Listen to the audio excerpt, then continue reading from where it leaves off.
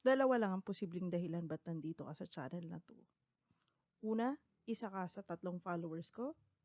Pangalawa, talaga namomroblema ka na sa mga square root, cube root, at nth root na yan. Well, nasa tamang channel ka. Dito pag-uusapan natin ang nth root and product rules para sa mga radicals and higher order ng roots. So, tara! So, bago tayo mag-proceed sa kung ano man ang operation pagdating dito sa mga roots na to, alamin muna natin yung mga parts para mas maadali nating ma-identify at during computation is hindi tayo magkalito-lito. So, okay. Dito sa n square root of b, ang n ay tinatawag nating index. Etong black ay tinatawag nating radical sign. At ang b naman, yan ang tinatawag nating radicand.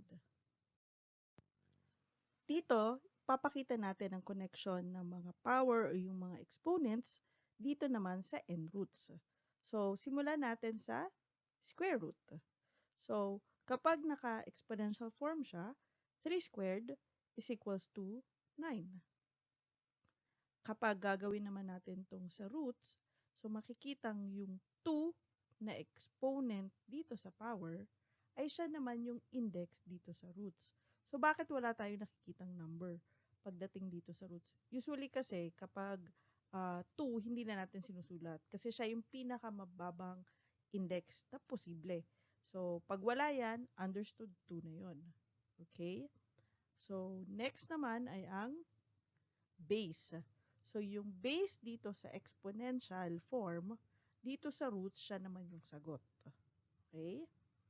Next, yung sagot dito sa exponent form, siya naman yung radicand pagdating dito sa roots.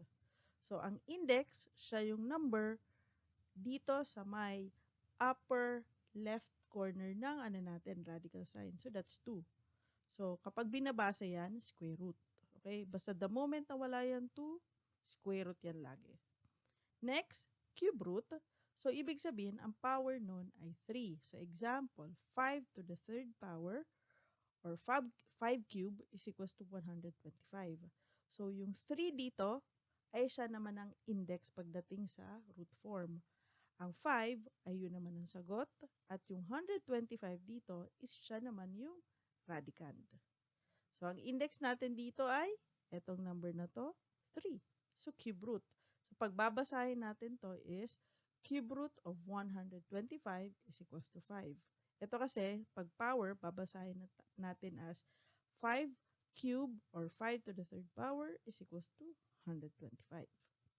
Sa fourth root naman, example niya pag exponential form is 3 to the fourth or equal to 81. Etong 4 na power dito or exponent ay siya naman ang index dito sa roots. 81, again, siya yung nandito sa radicand.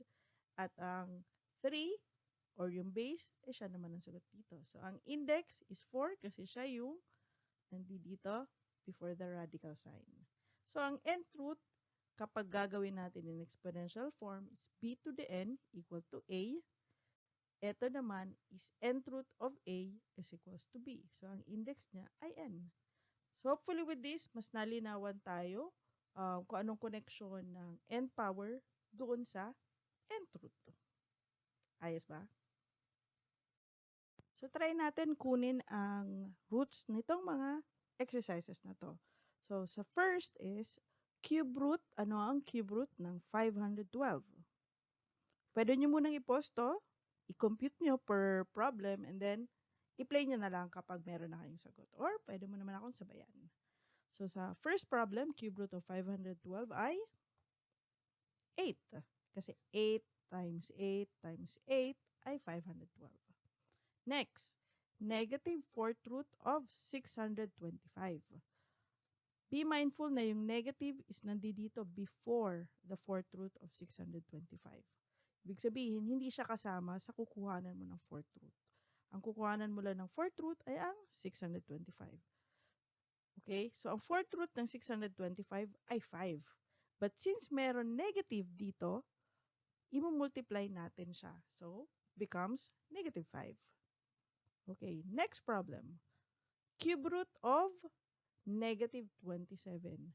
So, kapag ang index mo ay odd, tapos ang nandun sa radicand mo ay negative, may sagot ka dyan. Kasi possible ang negative, kasi negative times negative is negative pa rin. So, kapag ano yan, odd, so possible ang negative radicand. So, it becomes negative 3.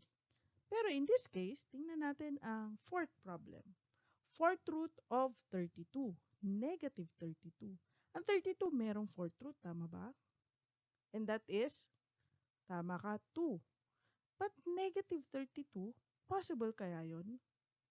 Well, the answer is hindi. Imposible magkaroon ka ng negative na root kapag ang index mo ay even. So, for problem number 4, walang sagot. Hopefully, medyo nalinawan tayo, no? Pagdating sa pagkuha ng roots.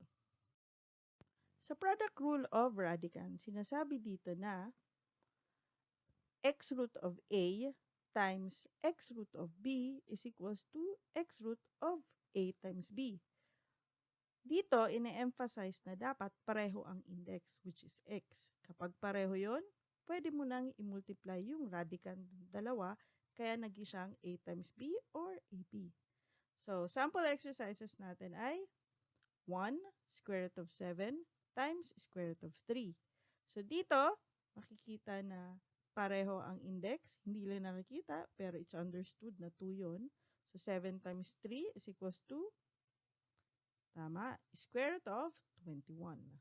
Next, cube root of 5 times cube root of 10.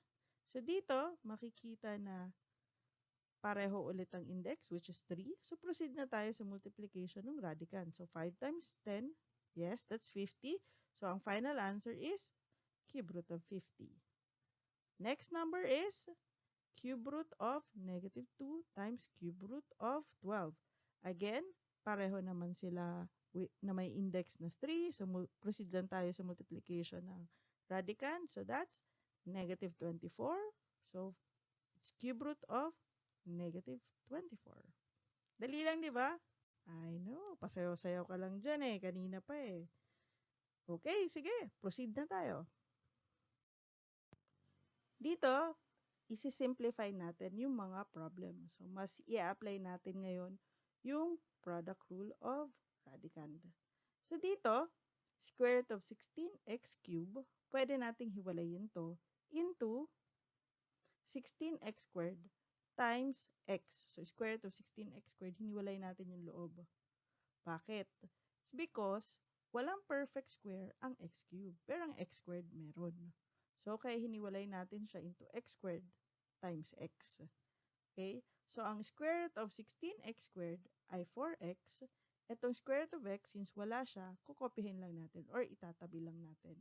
So, ang final answer is 4x square root of x.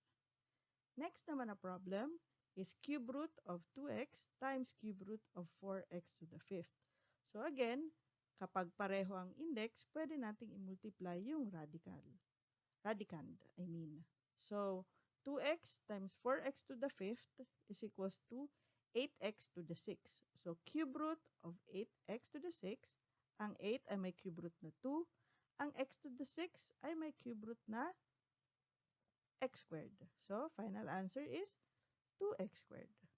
Next naman is 1/4 square root of 28x to the 6 y to the 9th. Ang 28 ay walang perfect square. Pero, kung ihiwalayin natin siya into 4 times 7, ang 4 ay may perfect square. Ang x to the 6 ay meron din perfect square. Ang y to the 9th ay wala. So, pwede natin siyang hiwalayin into y to the 8 tsaka y.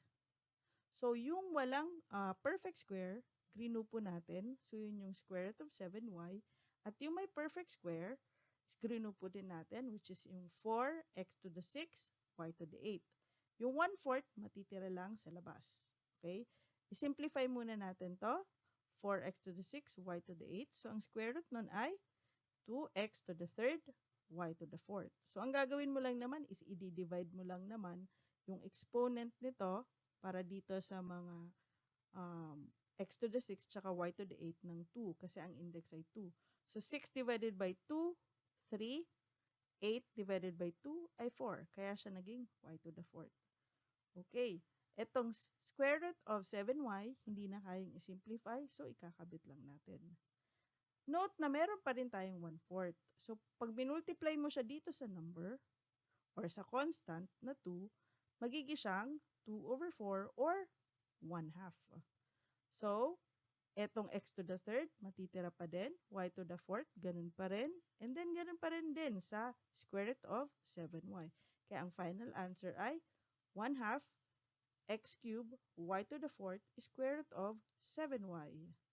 Ang galing mo, no? Kung natama mo to sa exercise. So, meron pa tayong 3. Laban lang. So, continue lang natin ang exercise. So, problem number 4, cube root of 36a squared b squared times cube root of 6a to the 4th b to the 4th.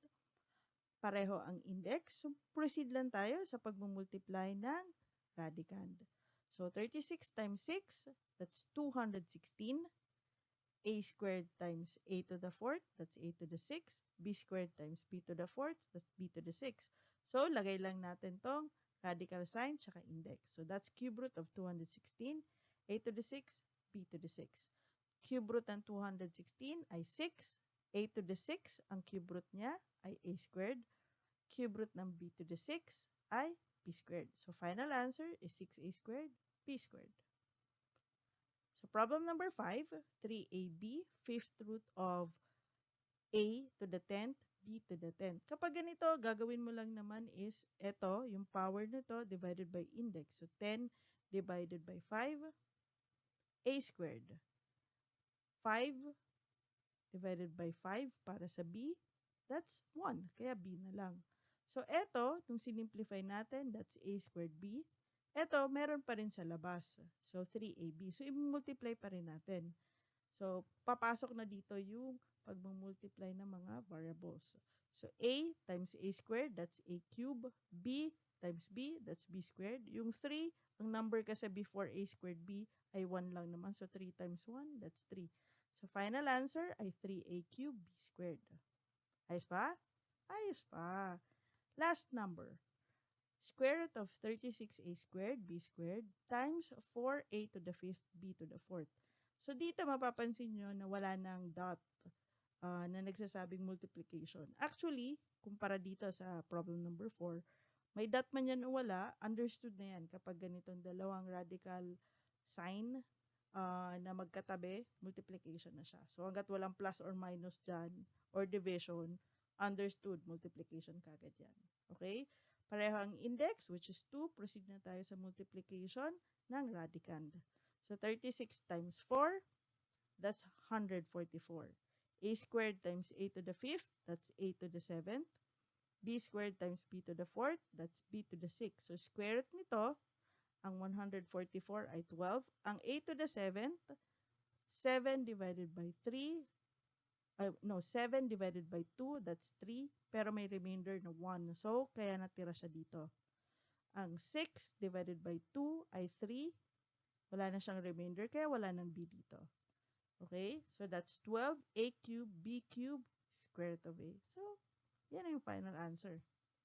Dali lang, di ba? Alam ko, na-gets mo to. So, para mas maging biyasa ka pa, practice lang ng practice. Okay?